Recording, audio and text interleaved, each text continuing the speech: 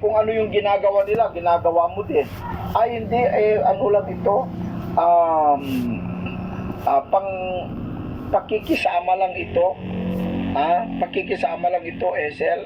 Wala naman, hindi ko naman mula sa puso ko ito, kundi gawin ko lang ito kasi kung hindi ka naman makisama, para kang ano, ganun po yung katwiran ng iba, pakikisama lang daw. Pakikisama nga, kasalanan na yung ginagawa mo, pakikisama pa rin. Dapat ikaw yung magiging liwanag doon sa tao na pakisamaan mo, hindi ikaw yung sumunod sa kanya, mga kaibigan. Dapat hindi naman po tayo tutol doon sa tinatawag na pakikisama.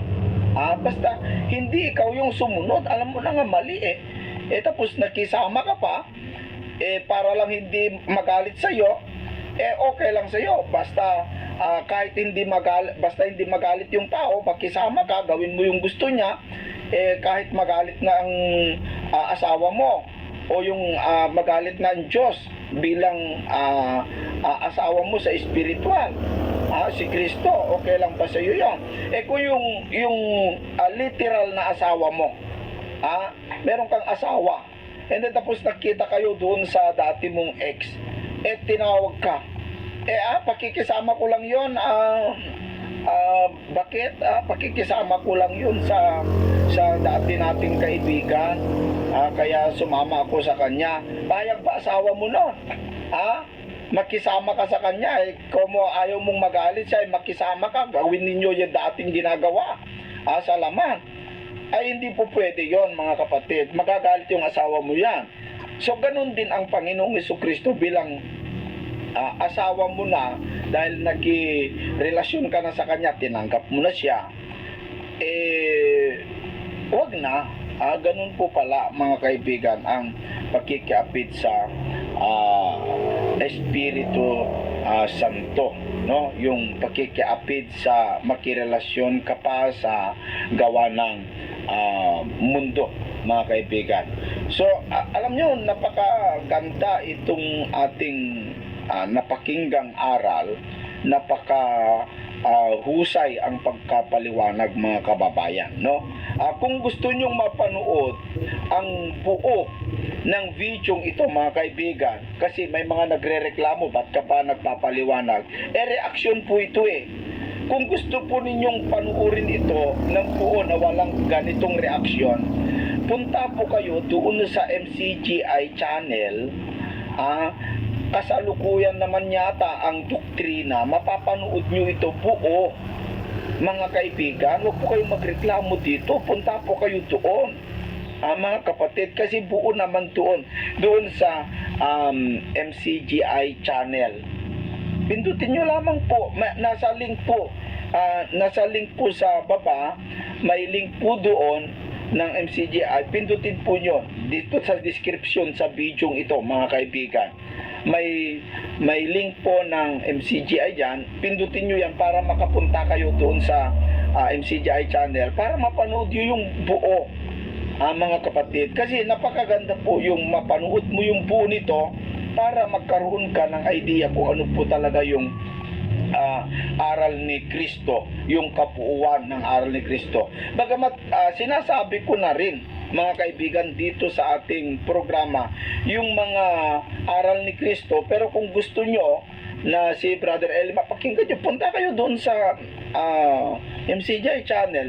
Nasa YouTube naman mga kaibigan no? So dito napakaganda yung pagkapaliwanag na yung babae, ang isang kautusan sa mag-asawa ay iwanan ang kanyang asawa at makipagkaisa. Napakagandang hiwaga pala nito, no? Kung yung isang mag-asawang lalaki at babae, kapag sila po ay mag-asawa na, ay yung lalaki, iwanan niya ang kanyang ama at ina. Ganon din yung babae, iwanan niya yung kanyang ama at ina at makisama sa kanyang asawa, at sila'y magiging isang laman. Kaya dapat yung isang binata at dalaga, kapag mag-asawa po kayo, ay lumayas na kayo dyan sa bahay ng mga magulang po ninyo. ang utos po ng Panginoon, lumayas ka na dyan. Kasi minsan kasi kung andyan ka pa sa piling ng iyong mga magulang, magkakaproblema niyan. Mga kaibigan, kasi karamihan mga kapatid na napapansin ko na hindi po magkasundo ang magbiyanan. Maraming ganyan, halos ang mag-asawa. Kaya ang utos po ng Biblia, mga kaibigan, mga kababayan, kapag nakipag-asawa po, ayon po kay Mateo, kapag nakipag-asawa, lumayas ka o iwanan mo ang iyong ama at ina at makipagkaisa ka. Yan ang tinatawag na magiging isang laman. Nagaya din ng pakikipag-asawa sa espiritu o sa kay Kristo, na kapag ikaw po ay nakipag-asawa na, nakipagrelasyon na kay Kristo, iwanan mo na si Satanas. Wag ka nang makipamahay pa kay Satanas, wag na. Iwanan mo na si Satanas na dati mong magulang, dati mong asawa o anuman. Iwanan mo na si Satanas, makipagkaisa ka na kay Kristo. At kung ano po yung gusto ng asawa mo, wala ka ng kapangyarihan sa katawan mo. Dito po sa unang Korinto, sa unang Korinto kapitulo 7 sa versikulo 3, ganito ang sinasabi: ibigay ng lalaki sa asawa ang sa kanya'y nararapat, at gayon din naman ang babae sa asawa. So yung mag-asawa po pala, yung lalaki ibigay sa babae ang sa kanya'y nararapat. Ano yung nararapat? Yung buhay na maganda, yung bahay, yung pangangailangan sa pamilya, dapat tungkulin ng isang lalaki, gawin yon. Ganun din ang babae. Ang babae ay walang kapangyarihan sa kanyang sariling katawan. So, ganun po pala ang mag-asawa, no, mga kapatid. Yung babae daw, kapag nakipag-asawa ka na, wala ka ng kapangyarihan doon sa sarili mong katawan. Kanino na yung katawan mo? Kundi ang asawa, at gayon din naman ang lalaki ay walang kapangyarihan sa kanyang sariling katawan, kundi ang asawa. So, ang nagmamay-ari na po pala sa katawan mo ay yung asawa mo. Ngayon, ang pakikipag-asawa natin kay Kristo, ganun din po mga kapatid, no? Na kapag ikaw po ay nakipag-asawa kay Kristo, yung sarili mong katawan, yung sarili mong kagustuhan, hindi na sa iyo, hindi mo na yun pagmamay-ari, kundi kay Kristo na po yun, mga kapatid. Ganun din si Kristo, yung pagmamay-ari niya ay pagmamay-ari mo na din. Kaya nga mga kapatid, yung ugali, yung karakter ni Kristo, yun na yung magiging karakter mo. Kumbaga magkapalitan mga kaibigan yung magiging karakter mo, yun na yung magiging karakter niya. Kaya kapag nakipag-asawa ka na kay Kristo, yung lumalabas na sa iyo ay yun na po yung nakikita, mga kaibigan. So ganun po pala, no? Napakaganda,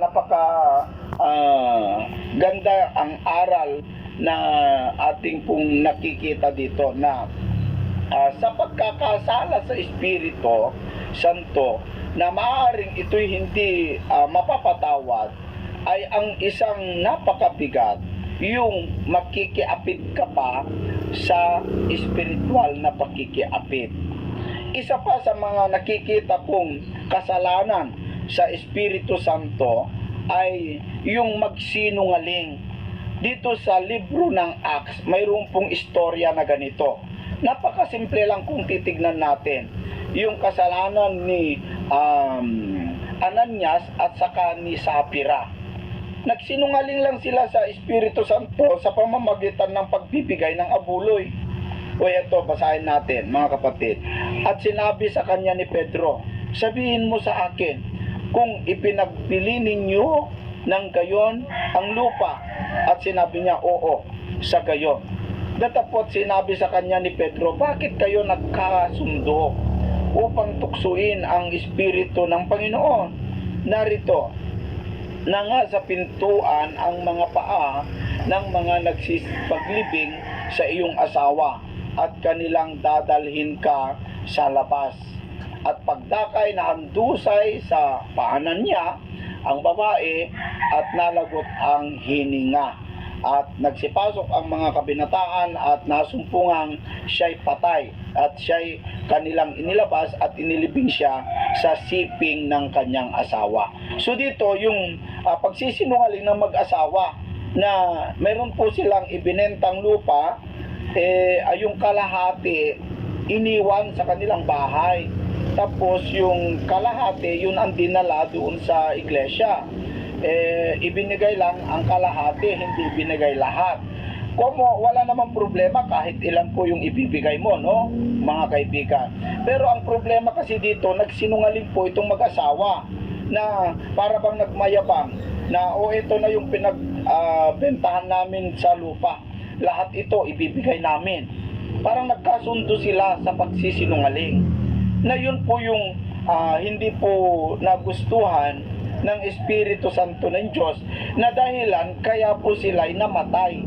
Hindi po sila pinatawad ng Espiritu Santo ng Diyos.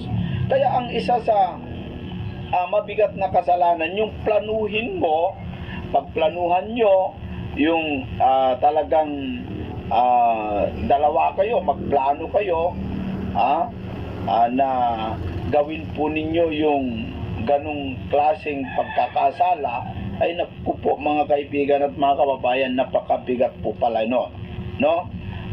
Hindi po pala mapapatawad yon. So sana po ay nagkaroon po tayo ng magandang natutunan dito sa ating programang Expose the Truth. Mga kapatid, ipagpatuloy lamang po ninyo ang manood sa mga ganitong programa sapagkat napakarami po tayong matutunan, lalong-lalo sa ating programang Expose the Truth. At ulitin ko lamang po mga kaibigan, kung gusto po ninyong mapanood yung buong video na ito, punta lamang po kayo doon sa MCGI channel, mapapanood nyo po ito buong buo. Lalong-lalo kapag punta po kayo doon sa tinatawag na mass indoctrination. Hanggang sa susunod po mga kaibigan, kita-kita po muli tayo sa programang ito.